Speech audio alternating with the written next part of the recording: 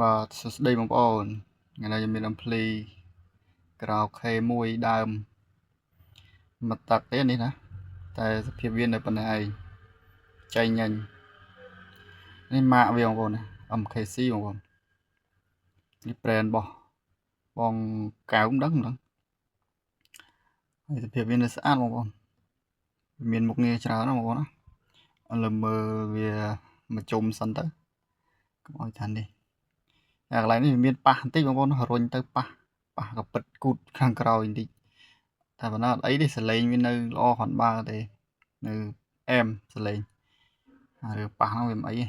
តិចតួចហើយមើលវាមិនជុំបងប្អូនខាងនេះវាមាន graphic បងប្អូន graphic 2តង់តង់ខាងនេះក៏មានខាងនេះក៏មានហើយអាចចែកសាប់សងបានខ្លះបងប្អូនខាងក្រោមនេះវាប្រេច្រៀងប្រេអេកូយើងសេរីអេកូច្រៀងបានបងប្អូនអានេះវ៉ូលីមយើងសេរីប៉ះអានេះកន្លែងតម្លើងសំឡេងតិចឬខ្លាំងបងប្អូនណាត្រូវការតាក់ទងបានតម្លៃធូរដែរទេណាចំចុច like page share ម្នាក់មួយបងប្អូនអរគុណច្រើន